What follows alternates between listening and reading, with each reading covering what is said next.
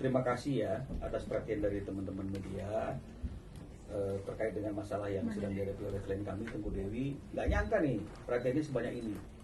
Jadi kemarin itu memang banyak teman-teman media setelah wawancara di Jumat yang lalu, setelah Dewi masukkan pertemuan kita di feed IG, ya, jadi teman-teman media sudah langsung cari abang untuk bertanya ada apa. Hari Kamis itu, hari Jumat akhirnya ketemu di kantor. Nah, setelah sesi wawancara di hari Jumat itu, ada beberapa teman media yang WhatsApp abang bertanya itu, bang bisa nggak? Misalnya ada yang minta podcast gitu ya, bareng Tengku, atau kapan bang abang dengan Tengku Dewi bareng-bareng kan gitu. Nah, karena banyak hal-hal yang seperti itu dan memang nggak pernah kita rencanakan untuk preskon secara khusus. Jadi kemarin itu saya hanya memberikan pesan balik ke teman-teman wartawan yang WhatsApp saya. Saya katakan kalau mau hari Senin itu memang saya ada pertemuan dengan klien saya Tengku Dewi terkait dengan masalah gugatan yang sedang saya garap itu. Ada konsultasi biar semua proses hukum yang sedang kami lakukan itu berjalan baik, berjalan sebagaimana seharusnya, dan materi-materi yang kita tuangkan dalam gugatan itu benar-benar suatu situasi fakta yang dialami oleh Tengku Dewi kan gitu. Jadi itulah yang membuat hari ini ada pertemuan kita di kantor abang dengan teman-teman media dan juga Tengku Dewi. Jadi sekali lagi mohon maaf karena ini bukan preskon. Kalau preskon kita mungkin akan cari tempat yang lebih besar, yang lebih nyaman. Ini hanya karena kita ingin berbagi juga dengan teman-teman media yang memberikan perhatian biar terus memberikan support kepada klien kami Tengku Dewi. Jadi abang kasih tahu hari Senin Tengku Dewi akan datang tuh ke kantor, kita membahas lebih dalam tentang gugatan yang sekarang sedang lagi abang proses. Jadi itulah kira-kira yang bisa saya sampaikan. Gugatannya on proses. Kita harapkan dalam minggu ini kalau tidak ada hal-hal lain itu apa, koreksi dari Tengku Dewi misalnya, ya bang ini faktanya seperti ini seperti ini, mungkin paling tidak di hari Jumat dalam minggu ini kita sudah bisa daftarkan gugatannya di Pengadilan Negeri Cibinong. Jadi tetap mohon support dari teman-teman media semua. Jadi itu yang bisa bang sampaikan. Mungkin kalau ada pertanyaan mumpung saya ada, Tengku Dewi ada. Ya silakan. Alasan ingin mengajukan gugatan apa dari Tengku dulu? Kalau alasannya mungkin udah pada tahu ya, nggak perlu diulangi lagi ya. Udah sering juga saya curhat di podcast gitu, udah pasti karena sudah tidak ada kecocokan karena perselingkuhan. Kak Dewi, selain gugatan cerai ada gugatan yang lain nggak Kak Dewi? Kalau itu kasih saya tahu bang. Ya, belum sih. Kita masih konsul. Kakak Suanak atau Gonogini Kak? Harta Gonogini harusnya nggak ada masalah sih ya, karena memang pas belum kita menikah juga kita udah ada surat perjanjian pisah harta sih. Hak asuh anak? Hak asuh anak, nah itu belum diomongin, mungkin nanti biar Bang Minola yang lebih ngerti ya. Iya. Kak Dewi mau nanya, ini kan dalam kondisi hamil menggugat cerai suami ya, terus gimana sih nanti perjuangan kedepannya setelah melahirkan, atau mungkin nanti akan comeback ke dunia entertainment kah, atau seperti apa gitu perjuangannya?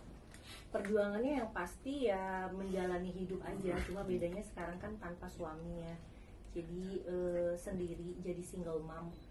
Ya lebih mungkin aku akan lebih semangat lagi buat kerja. Kalau di entertain ya masih, karena itu tidak mempengaruhi aku bercerai atau tidak sih, karena memang itu udah pekerjaan aku kan ya.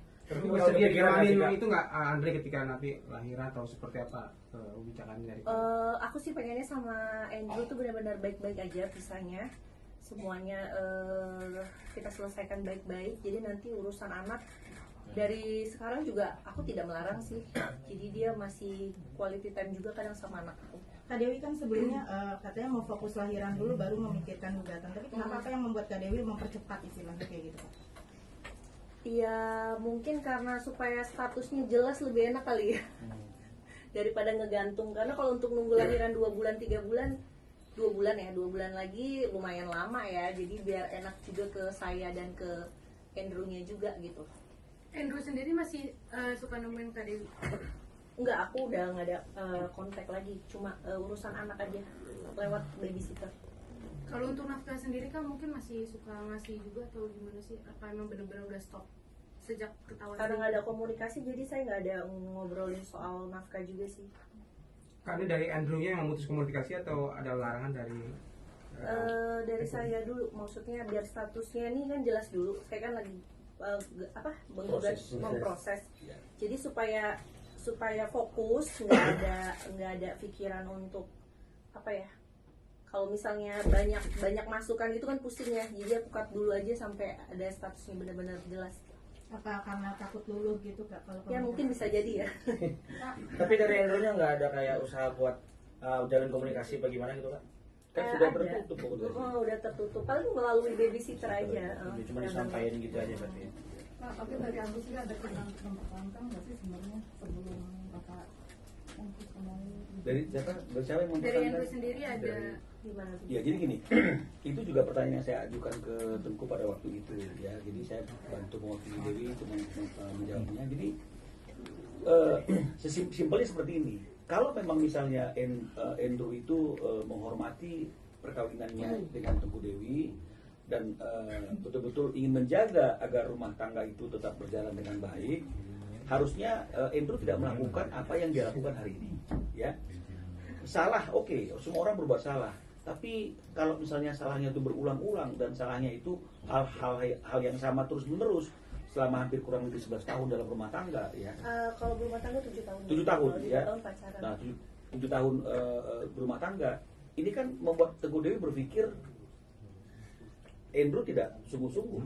Jadi kalau memang misalnya dalam lisannya dia mengatakan sungguh-sungguh ingin mempertahankan rumah tangganya, sungguh-sungguh menyayangi dan mencintai Tengku Dewi, sungguh-sungguh ingin memberikan segala sesuatunya untuk kepentingan anak dan istri, perbuatannya tidak menunjukkan hal seperti itu, gitu. Karena kembali lagi Andrew melakukan kesalahan yang sama yang sudah lebih dari 2 kali dimaafkan oleh Tengku Dewi. Jadi dengan kondisi seperti itu ya kita harus mengartikan Andrew tidak sungguh-sungguh ingin mempertahankan rumah tangga. Itu juga yang membuat Tengku Dewi akhirnya sampai kepada pemikiran dia harus fokus untuk mengajukan gugatan perceraian, statusnya jelas. Karena kalau misalnya berulang-ulang ini nggak selesai-selesai, Dewi akan terus mendapatkan tekanan secara mental, terus kemudian akan menghadapi situasi yang sama seperti yang dialami hari ini, dan itu tidak baik buat kesehatan mentalnya, dan Dewi juga berhak untuk berbahagia. Saya kira seperti itu ya. Kak Dewi, selain selingkuh mungkin ada faktor lain nggak, kan misalnya kekerasan atau hal lain yang nggak bisa dimaafkan? Semuanya baik-baik aja. Dia juga suami yang baik, bertanggung jawab. Cuma masalah itu aja. Dewi, mohon konfirmasinya apakah memang sebelum menikah sifat dari Andre ini memang sudah diketahui terlebih dahulu sama Kak Dewi atau seperti apa? Abang jawab. Abang soalnya curhatnya udah ke abang Ya. semua. Jadi kalau dibilang apakah sebelum menikah sudah mengetahui perilaku ini atau belum, ya sudah pasti perilaku ini tidak diketahui oleh Dewi sebelumnya. Karena kalau misalnya pada waktu masa-masa pacaran perilaku ini sudah diketahui, Dewi bilang ya saya nggak mungkin dong mau menikah dengan orang yang di masa pacarannya pun sudah menyakiti, sudah ketahuan perilakunya tidak baik. Justru karena di masa-masa pacaran semuanya itu baik-baik saja, semuanya itu indah saja, sehingga akhirnya Dewi percaya bahwa Andrew adalah orang yang tepat untuk menjadi pasangan hidupnya, untuk menjadi suaminya. Nah, barulah setelah menikah hal-hal yang tadi itu bermunculan satu persatu, begitu ya. Nah, Kak Dewi, apa yang akhirnya menjadi alasan ketika kisah rumah tangga ini terjadi dan Kak Dewi memilih untuk ngepostnya di sosial media nih Kak? Alasannya ya karena memang saya udah sering memaafkan, jadi ini mungkin final yang harus saya lakukan, bahwa saya menunjukkan kalau saya sudah tidak mau lagi gitu. Tidak mau lagi disakiti. Tidak mau lagi diselingkuhi, tidak mau lagi dikhianati. Betul. Dan mungkin pelajaran juga ya dari kasus aku buat para suami, ibu-ibu ini atau moms yang takut speak up, mungkin bisa dicontoh juga biar kena sanksi sosial. suami-suami yang sudah beristri tapi masih selingkuh dan sering melakukan lagi gitu. Tapi kali ini agak terkejut nggak sih dengan nama-nama perempuan yang di luar dugaan seperti itu? Saya nggak nganggep sih mas, soalnya saya tahu perempuan-perempuan itu cuma selewat dua lewat doang sih. Komunikasi sendiri sama saudara Rasid sejauh ini seperti apa nih Pak? Komunikasi kalau misalnya sama dia itu cuma untuk pembuktian yang kemarin itu aja, yang masalah itu. Habis itu nggak ada komunikasi lagi dan nggak ada yang perlu dikomunikasikan juga. Sempat ada ancaman gak sih setelah meng-up semua bukti-bukti selingkuhnya Andrew Kak? Maksudnya ada efek gitu maksudnya? Efeknya paling Instagram aku di shadow ban, aku nggak tahu siapa yang laporin. Jadi kalau misalnya kalian Instagram aku tuh nggak bisa search kan, harus ngelihat orang, misalnya Bang Minola follow aku nih, baru ketahuan gitu loh. Pas aku lihat reportnya, karena mungkin aku nge-up yang soal kasus aku, jadi ada beberapa pihak mungkin yang nggak seneng ya dibuka aibnya gitu kan, jadi di report gitu. Sempat terkejut gak sih nama Soraya Larasati jadi ikut? Beda orang mas, kasihan sama suaminya.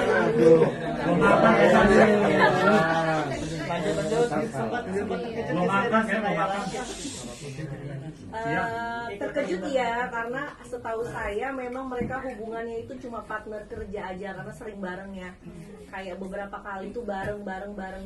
Nah itu juga tuh yang bikin aku shock juga, maksudnya wah ini temen atau temen gitu loh, dan terbuka tuh di saat kasus ini, mungkin udah jalan Tuhan kali ya. Kak Dewi kan udah ngantongin bukti juga ya, ada hubungan antara SR dan suaminya. Ada ini nggak Kak niatan untuk melaporkan pidana? Nah kalau itu nanti tuh kita lagi discuss ya, belum bisa dikasih jawabannya. Kak, mungkin Kita lagi ngumpulin bukti-bukti dulu ya. Kak, terkait perselingkuhan ini kan mungkin bukan sekali aja ya kan. Mungkin sempat gak sih kan awal ketahuan kayak ngasih alasan gitu kenapa, klarifikasi terkait kenapa dia selingkuh gitu. Mungkin kan perlu ada obrolan juga dengan kakak, mungkin seperti apa sih?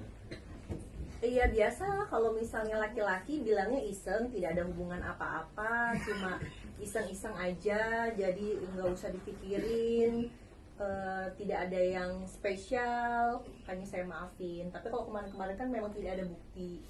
Kalau ini kan memang ada bukti yang kuat, makanya ya saya tidak mau mendenial apa-apa yang masuk lagi gitu. Berarti bisa dikatakan sebelum itu udah ada kecurigaan berarti Kak? Maksudnya meminta maaf dan kakak maafkan gak sih yang awal-awal itu? Yang lama-lama maksudnya iya. Berarti sebelumnya udah ada kecurigaan, cuman nggak ada bukti gitu kayak? Iya, cuma buktinya kayak cuma sebatas chat gitu-gitu aja, tapi nggak ada bukti foto, Gitu berarti ya? foto atau video yang benar-benar aku bisa lihat gitu. Itu dari tahun berapa Kak? Mungkin Andrew udah mulai nakal-nakal kayak gitu? Yang nakal-nakal.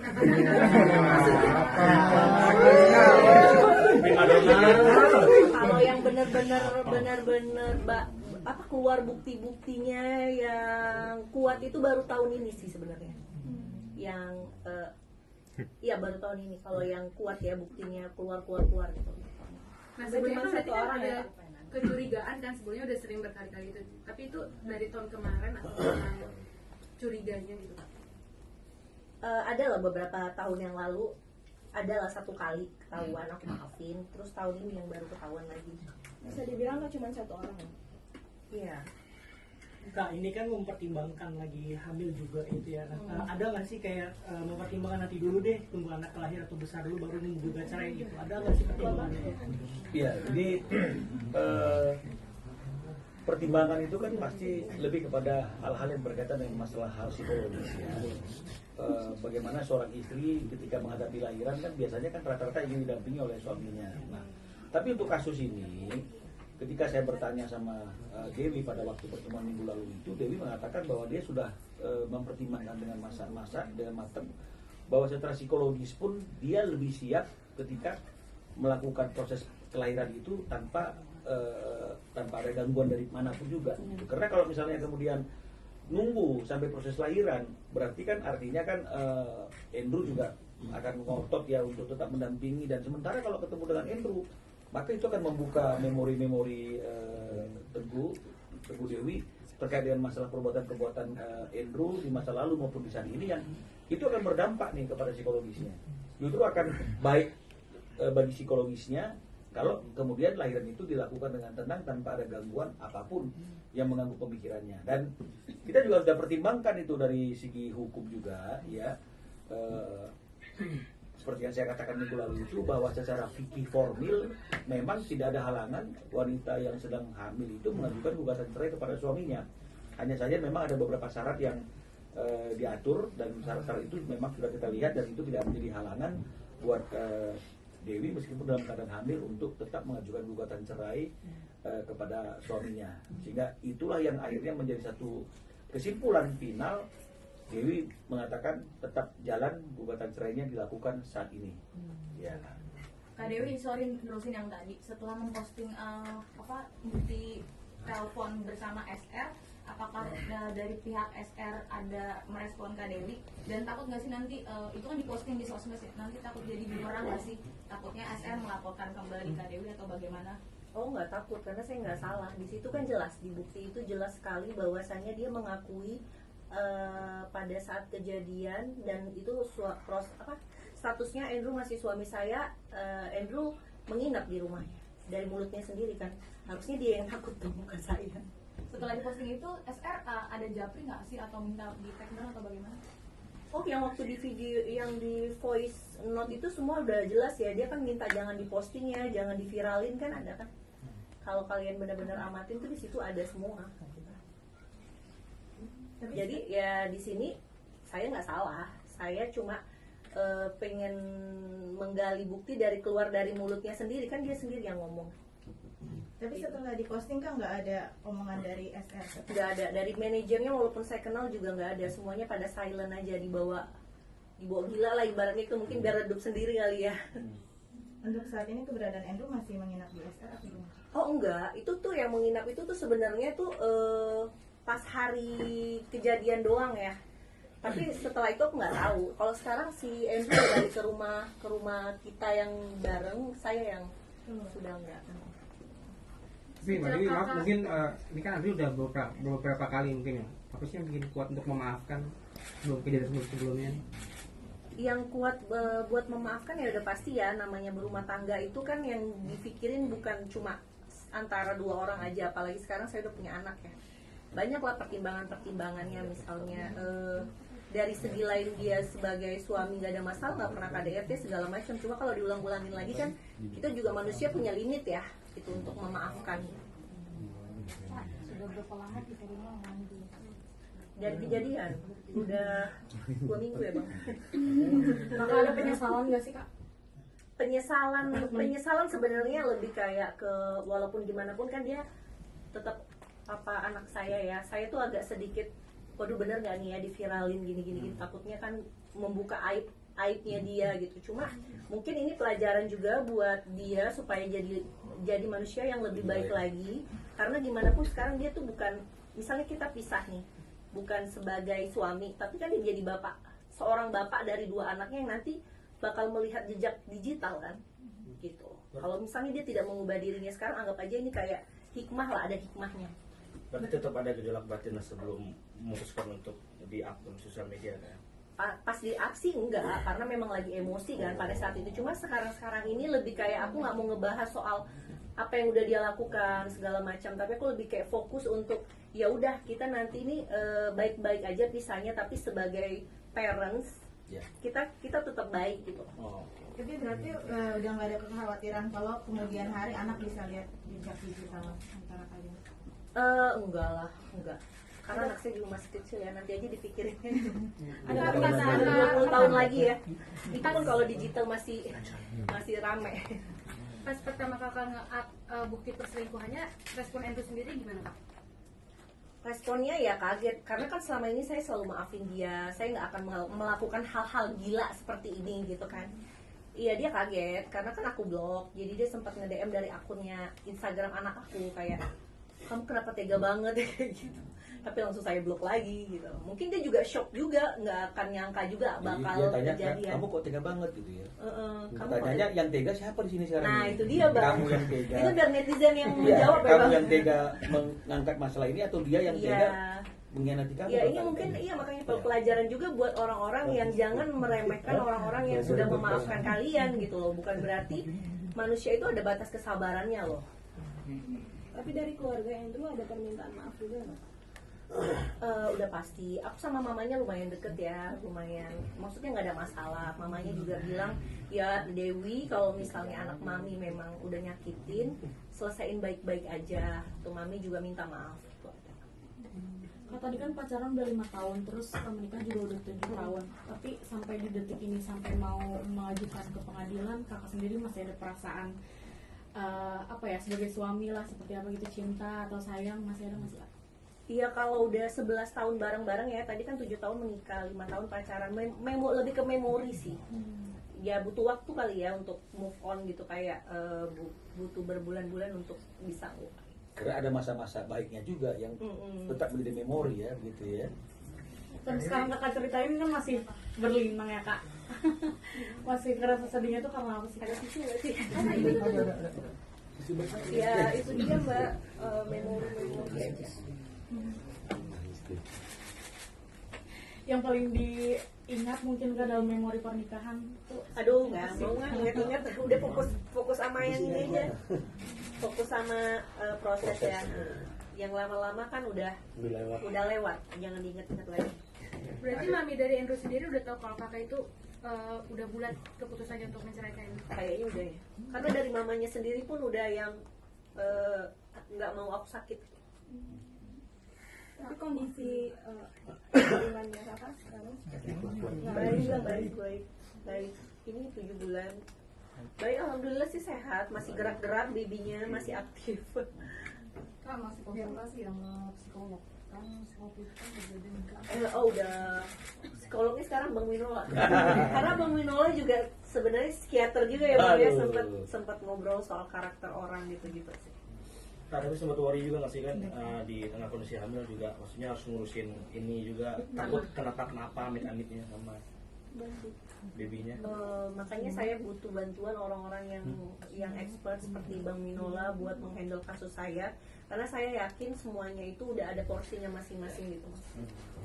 Kak Dewi, soal transfer yang 2 juta itu Kenapa mau ditransfer juga?